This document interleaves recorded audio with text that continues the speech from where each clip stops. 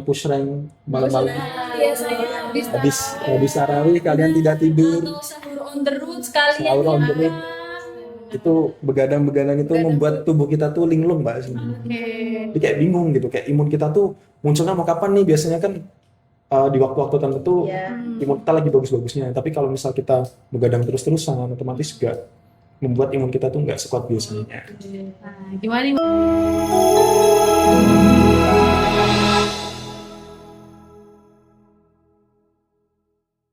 Assalamualaikum sahabat bangsa, kembali lagi di podcast Teras Bangsa.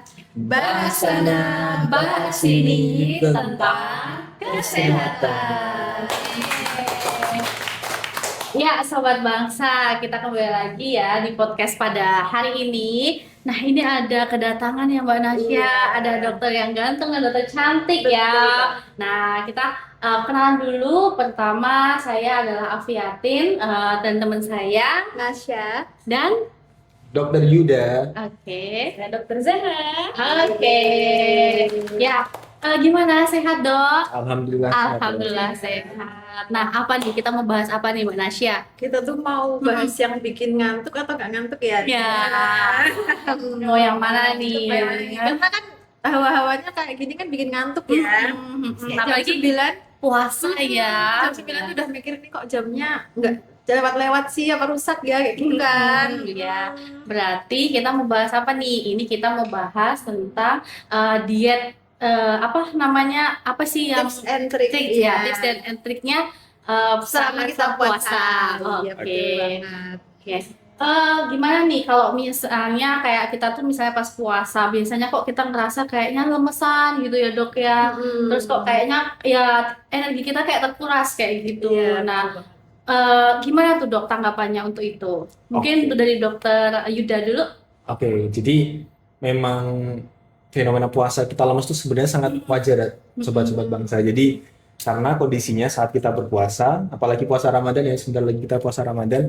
Jadi di puasa Ramadan itu kita kan sahur waktu subuh mbak, terus kita nanti buka lagi waktu maghrib. Otomatis tuh sekitar 12 jam lah ya, 12 jam lebih dikit kita tuh nggak makan dan nggak minum. Nah, jadi kalau selama kita puasa terus kita lemes tuh gimana sih dok? Apakah aman? Apakah wajar? Ya sangat wajar sekali. Wajar Jadi ya. wajar banget. Jadi wajarnya itu karena kita yang selama ini terbiasa aktivitas itu kan memerlukan yang namanya gula atau glukosa. Nah, glukosa itu kita dapat dari makanan. Nah, makanan ini nanti biasanya dia akan ditransfer ke otot-otot kita sampai ke otak kita. Jadi makanya otot kita pun kalau misal kita puasa itu akan terasa lemas. Dan selain makan tuh kita juga nggak minum kan mbak. Nah, selama kita nggak minum itu namanya kondisi dimana kita tuh kekurangan cairan atau namanya dehidrasi. Nah, waktu dehidrasi itu biasanya tubuh kita tuh akan sampai di mode save battery mbak. Jadi nggak cuma HP aja yang bisa nge-save Bisa save baterai. Jadi badan kita tuh juga bisa. Jadi kayak kamu jangan kebanyakan gerak lah, kamu udah lemes-lemes aja. Makanya kamu pergerakan kita biasanya jadi lebih lemas, jadi lebih lambat. Terus kadang tuh kita juga buat mikir tuh agak linglung gimana gitu. Ada lemot gitu ya dok Nah, ya. ini kan otak kita tuh juga pengen makan sebenarnya. Kayak Kita gitu. kayak nyimpen energi gitu ya, Bener biar banget. bisa kuat sampai. Jadi Pantesan ya, kalau jam 10-an tuh udah mulai kayak rasa-rasanya tuh udah Oh, ngantuk makanya gitu ya. kalau lihat kecoa jadi kayak lihat kurma. Ya, itu benar. bener ya. Nah, biasanya itu belum lagi kalau kita buka puasa ya. Biasanya tuh kita buka puasanya kan ada kurma gitu ya, ada terus tiba-tiba tuh kalau udah kurma kayaknya kayak kurang cukup nih, biasanya sampai kita makan itu kalap gitu ya, banyak banget makanan yang Mbak Terlalu Nas. banyak. Iya kayak gitu, dan kadang sampai lupa gitu kalau ternyata aku habis makan ini tambah jadi 3 piring tuh. Lapar mata ya. Iya.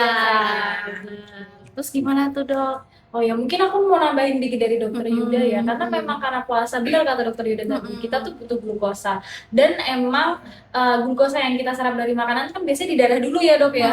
Nah, ketika puasa nih ada pergantian metabolisme lah, ibaratnya adaptasi gitu kan, keadaan yang baru sobat bangsa. Itu Oke. ngambilin tuh cadangan-cadangan gula kita yang tadi kata dokter Yuda udah dimasukin ke otot, hati. Nah, itulah diambilin. Ya ibaratnya gini aja lah ya teman-teman, kita kan misal lagi punya banyak uang, terus habis itu ngambilin uang tabungan kan jadinya lemes Oke. ya.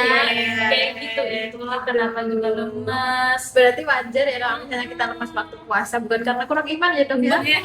Bukan aman aja. Kan ya, tapi jangan dijadiin alasan buat mokel. Timur. Buat batal gitu ya. Betul. Berarti kalau apa namanya biar supaya puasa kita itu juga apa tetap kuat gitu ya untuk biar supaya tidak tumbang gitu ya. Kan kadang suka kena virus gitu ya tiba-tiba sakit karena kita kan juga dari segi makanannya juga karena kita puasa gitu. Nah, itu gimana, Dok? Mungkin Dokter Yuda? Oke, jadi sebenarnya banyak yang bisa kita lakukan untuk mempertahankan kesehatan kita apalagi waktu puasa. Misal kayak yang pertama tadi, di mana karena kita puasa ini kita nggak makan apa-apa, Mbak. Jadi otomatis imun kita ini juga nggak sekuat kalau kita makan secara rutin seperti biasanya. Nah, mungkin kita tuh bisa mulai atur, mulai dari asupan makanan juga. Jadi kita sahur dengan makanan yang gizinya seimbang. Jangan kita sahurnya cuma gorengan, Indomie, lauknya pakai kornet atau nugget. Itu kan nggak seimbang. Indomie pakai nasi, isinya cuma karbo aja, nggak ada protein, nggak ada yang nge-support atau nge-boosting imun kita buat naik. Terus dari segi lifestyle juga, Mbak. Nah, banyak kan kalau kita lemes tuh orang tua bilangnya kamu kurang ngaji deh gitu. Nah, padahal tuh lemes tuh juga nggak semata-mata karena itu kurang ngaji, kurang iman. Terus sebenarnya kita tuh juga bisa loh melakukan hal lain saat kita berpuasa untuk mengebus imun kita tadi. Selain dari jaga asupan makanan, kita juga harus bisa jaga kesehatan kita lewat olahraga juga, olahraga teratur, jaga tidur. Banyak yang push rank malam-malam. Biasanya Habis tarawih kalian tidak tidur. atau sahur on the road sekalian Sahur on the ya. road. Itu begadang-begadang itu membuat tubuh kita tuh linglung, Mbak, sebenarnya.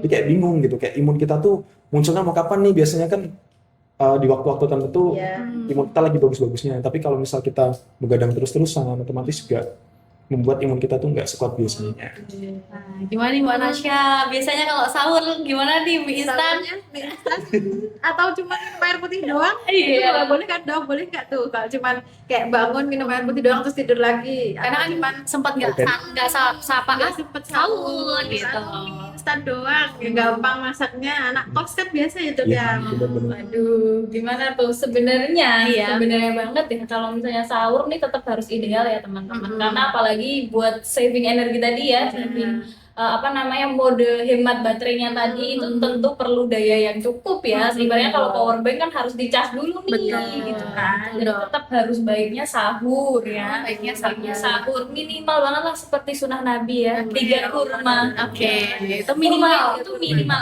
banget ya, kalau bisa masih ditambah dengan karbo atau misalnya protein itu bagus banget karena nggak cepet langsung diolah gitu loh, jadi dia masih cadangannya agak lebih lama di dalam tubuh kayak gitu.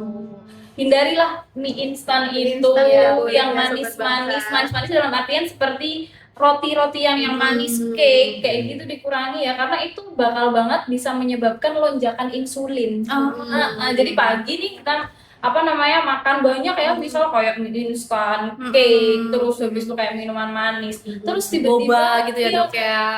ibaratnya terus kalau gulanya jadi langsung wing gitu ya, supaya gula naik. Nah, adalah nih yang sangat berjasa di tubuh kita ini untuk membantu penyerapan gula jadi energi, namanya insulin. Nah, lonjakan insulinnya kan jadi tinggi juga ya, ibaratnya menanggapi si gula-gula ini. Nah, itu nanti akibatnya apa? Jadi lemesnya lebih cepat. Makanya jam 9, jam 10 udah mulai kok lama banget ya. Nah, Gara-gara kita sahurnya nggak benar tuh, Iya. karena terlalu banyak karbo.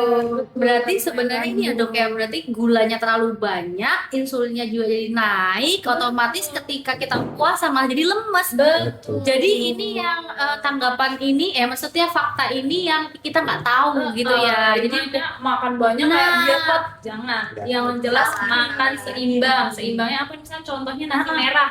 Itu bagus banget buat ganti kalau misalnya nasi putih kan biasanya banyak tuh. Nasi Iya, merah dia kan betul. lebih berserat, lebih mengenyangkan deh ya. Mbak Afi juga pasti tahu banget kan. Terus habis itu kalau protein, tapi hindari yang dengan tepung-tepung ya, jangan terus ayam fried chicken gitu, jangan. Lebih baik itu. kayak cuman dipanggang aja kayak gitu, proteinnya baik. Telur bagus banget juga itu, buah-buahannya juga ditambah. Nah, kadang kan juga kita kalau pas ini ya Mbak Nasya ya, kalau misalnya kita pas sahur gitu ya, kan tadi katanya dokter juga harus seimbang gitu ya. Ternyata ada buah di situ ya. Soalnya kita juga jarang ya kalau sahur tuh kayaknya pengennya yang ini ya, langsung aja. Ya, betul. Misalnya kayak nugget ya kan, mie kayak gitu ya, cepat-cepat kayak gitu. Kayak es teh kalau pas kita buka puasa kan juga gulanya juga tinggi banget ya.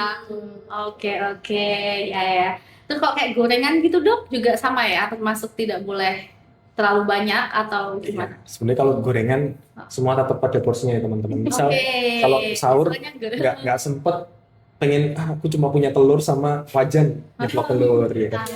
Kayak gitu masih nggak apa-apa asal tahu takarannya. Jadi jangan terus nyeplok telur 5 atau makan gorengan-gorengan yang lain mendoan 6 atau Itu maksudnya ya mana sih ya? Itu kan buat sahur, kalau buat buka puasa Nah ini Dok. ya kita juga gitu. Gorengan, molen, ya itu sebenarnya itu akan mempengaruhi ke badan kita langsung sih Mbak juga. Karena kan gorengan yang diserap oleh tubuh kita otomatis itu akan disalurkan ke pembuluh darah tadi. Nah, akan diserap dan kalau misalkan lemak yang diserap terlalu banyak, tubuh tuh bingung Mbak naruhnya di mana lagi nih.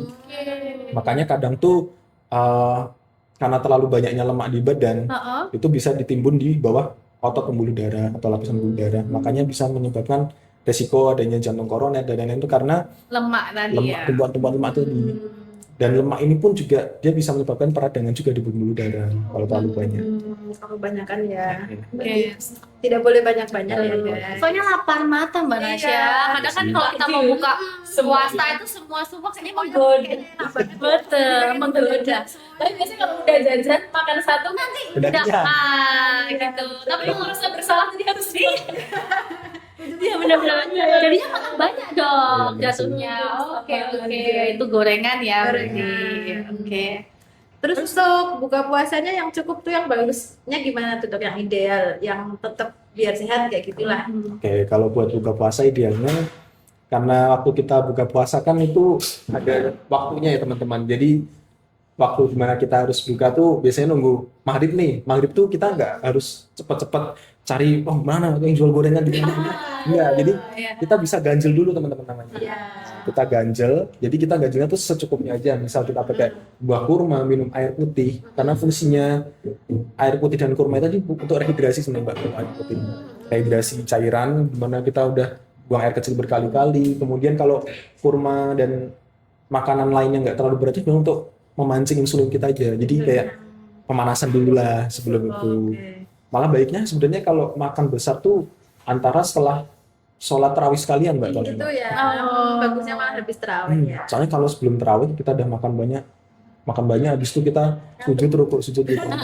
Jadi sebah ya. Sembah. Betul, kita. Dan biasanya juga kan habis makan banyak gitu buka puasa misalnya langsung makan kan jadi ngantuk ya Dok. Ya, betul. Jadi malah jadi kayak males terawih gitu. Nanti Bikin astagfirullah. Sujud terakhir nggak bangun. Aduh, kok gini juga ya. kita ya antara nggak bangunnya Kenyatukan. Keenakan gitu. Oke. Terus ini balik lagi ya Dok, maksudnya kalau misalnya pas puasa, ini kan tadi ngomongin tentang buka puasa nih, saya ada yang ketinggalan nih. Kalau misalnya kita pas saat puasa gitu tuh sebenarnya olahraga gimana sih Dok? Apa aktivitas yang dianjurkan ketika puasa? Kadang kan ada juga yang takut gitu kan, yang sering biasanya olahraga jadi takut karena puasa. Nah itu gimana? Gen-Z ini kan lumayan melek apa olahraga. Olahraga. Jadi Biar kita tetap pamer jadi Strava gitu ya. culture, ya. Anak culture tuh. Iya benar. Gimana tuh Dok? Boleh nggak kita tetap olahraga? Oke, mungkin dokter Zana. Dokter Sarah? Iya. jadi sebenarnya malah tetap dianjurkan olahraga. Oke. Tapi mungkin pada bingung ya waktunya kapan olahraganya. Benar. Sebenarnya waktu yang lebih tepat itu sebelum buka puasa. Oh. Iya, jadi kayak orang-orang pasti, saya pun waktu pertama kali baca kayak, oh ternyata malah bagusnya sebelum buka puasa ya. Kenapa sih kok kayak gitu? Karena kalau misal setelah sahur banget, itu kan energi cadangan langsung terserap habis olahraganya itu. Jadi makin lemes nanti untuk menjalani harinya.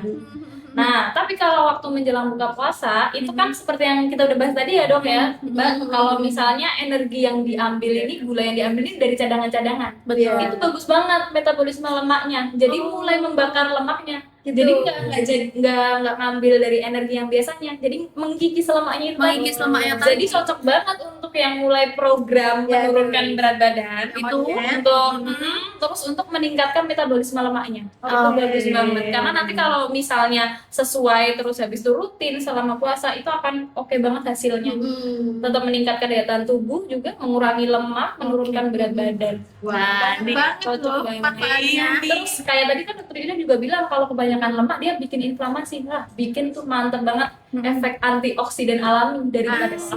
Jadi Betul. inflamasinya juga akan tercegah karena lemaknya ikut menurun. Wah, ini yang mau diet ya, bisa nih saat kita puasa, tapi sebelum mau berbuka ya. Enggak perlu yang lama banget gitu, enggak 15 menit, 30 menit. Oke. Kalau yang enggak pernah banget ya itu cukup. Tapi kalau yang biasanya intens ya boleh sampai sejam kalau misalnya dirasa cukup. Tapi ketika sudah ada tanda-tanda pusing, lemas ya lebih baik berhenti. Takutnya Terus juga, terus juga, kenapa sih sebelum buka puasa? Karena ketika waktu buka puasa rehidrasi cepet kan, kasih air dan lain sebagainya. Beda sama kalau sahur kan kita udah kalau olahraga dehidrasi gak bisa dong langsung minum ya. Iya, bisa.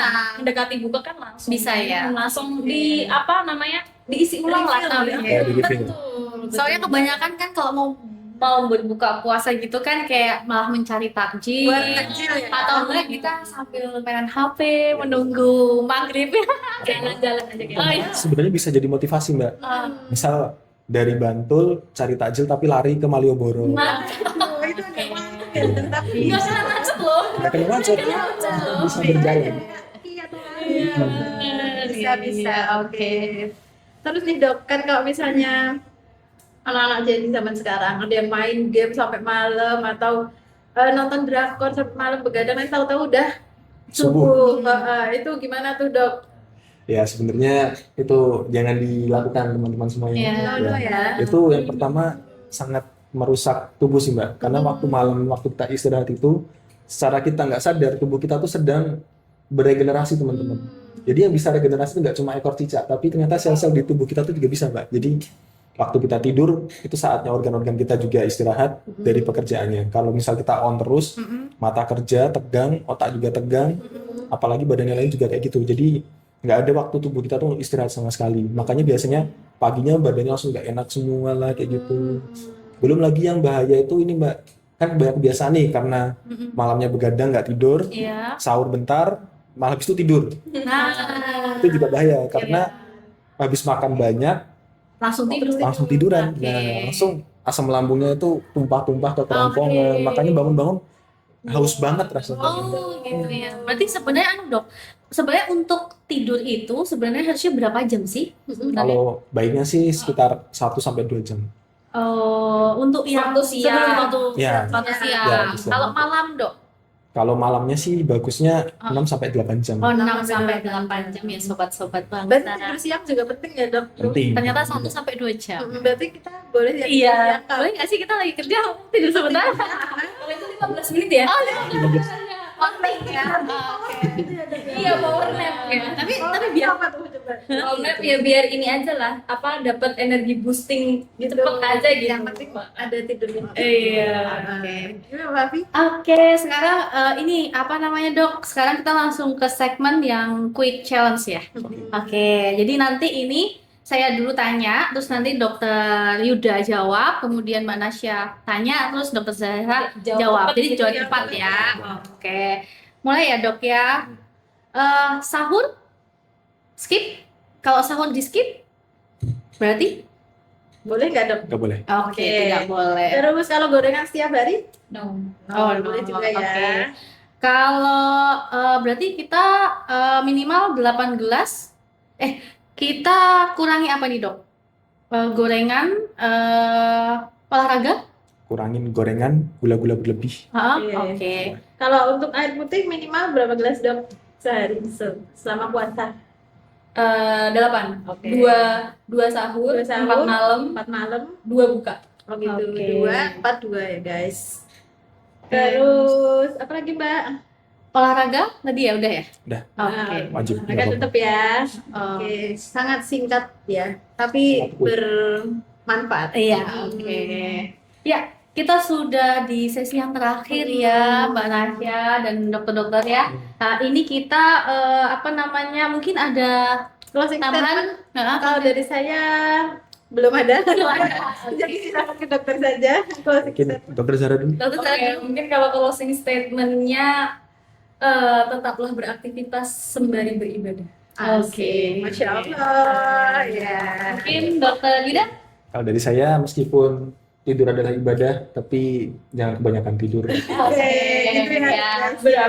Oke, gitu ya. Jadi tips dan triknya ya untuk menjaga puasa selama Ramadan ya. Kalau saya ya jangan lupa di-share, di-komen ya, di-subscribe. Mantap. Iya kan? Betul, betul. Kalian Betul. Berkeluarga. Nah, nanti kalau udah